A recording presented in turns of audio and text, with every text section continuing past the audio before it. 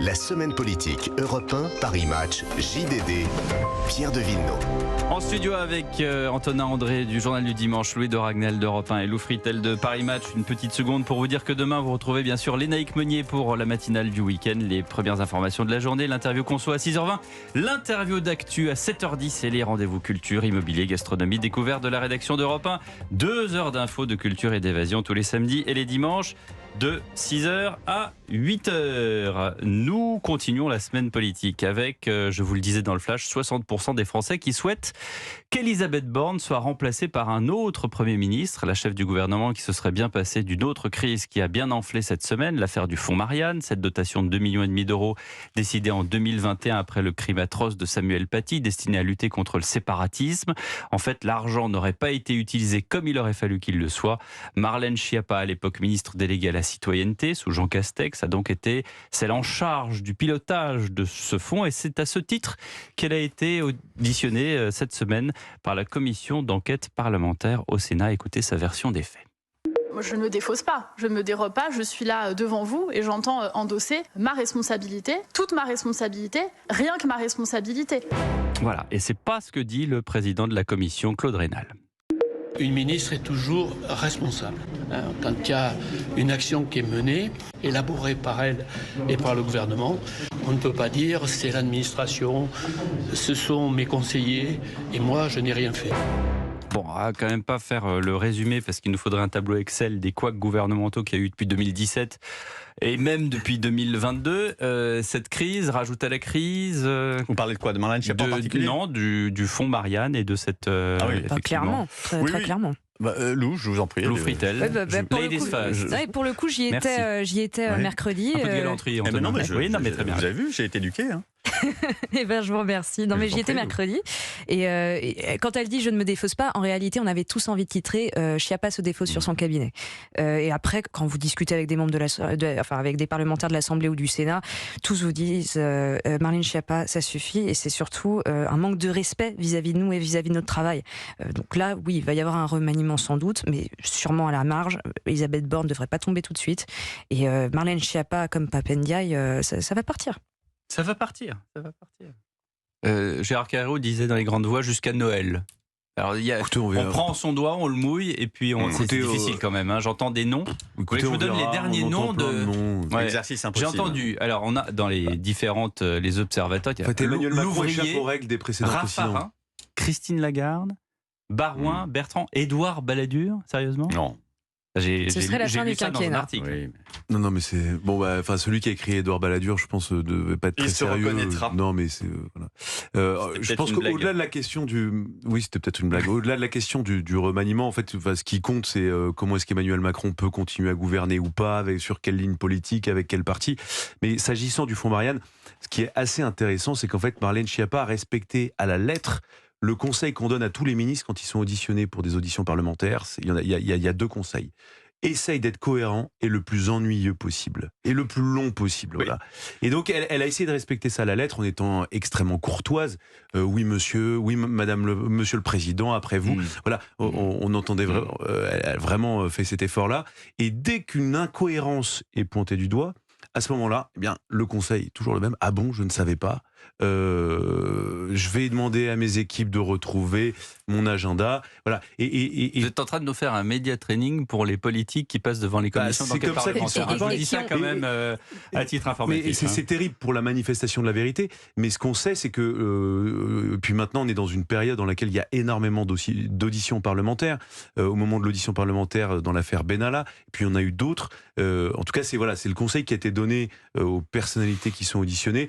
Et je trouve que c'est de la tactique politique. La difficulté, c'est que du coup, on s'éloigne de l'objectif quand même de cette commission, qui est d'essayer d'établir des faits.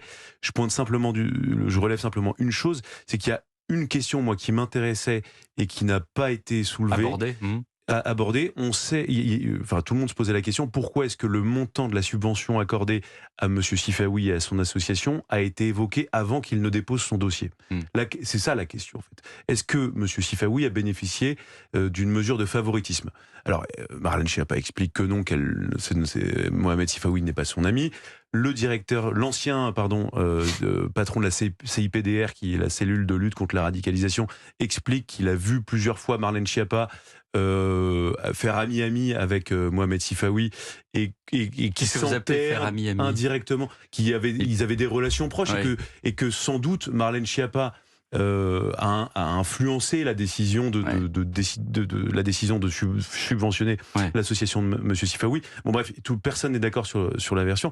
Mais voilà, moi la question que je me pose aujourd'hui, c'est qui a aidé Mohamed Sifawi dans son dossier, qui a fait en sorte qu'un montant soit évoqué avant même que le dossier soit présenté par la commission. Lou, vous vouliez rajouter quelque chose ? Sur la forme surtout de cette audition, il y a quand même une chose, c'est que Marlène Schiappa peut-être avait donc eu ce cours de média training, mais il s'applique surtout aux ministres qui ont quelque chose à se reprocher, pas volontairement, mais en l'occurrence, elle peut au moins se dire qu'elle n'a pas été très vigilante. Il s'agissait quand même d'un sujet très important. Ce fonds Marianne avait été mis en place après l'assassinat de Samuel Paty, et en l'occurrence, elle n'a absolument pas vérifié que les procédures étaient respectées. Elle s'est défaussée sur son cabinet pendant toute l'audition.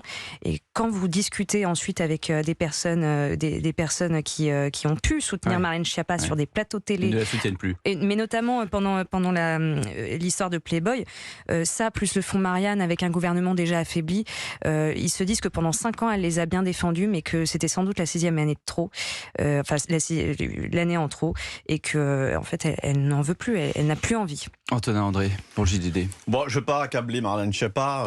C'était une ministre qui avait le mérite d'être assez politique et assez habile. Vous parlez déjà au passé. Elle est encore ministre, cher Antonin. Laissez-moi terminer ma phrase, monsieur Dragnel. Allez-y. C'était une ministre qui avait un spectre politique assez intéressant pour Emmanuel Macron, parce qu'elle arrivait à exister dans les médias, à imprimer, là où c'est vrai que beaucoup de ministres ne passent pas la rampe d'une certaine façon. Donc c'était un personnage, en tout cas. C'est pour ça qu'il l'a reconduit dans son nouveau gouvernement. C'est que c'était un personnage qui avait émergé quand même elle n'était pas arrivée dans un le peu premier après. quinquennat. Elle n'était pas dans le banc. Oui, c'est vrai.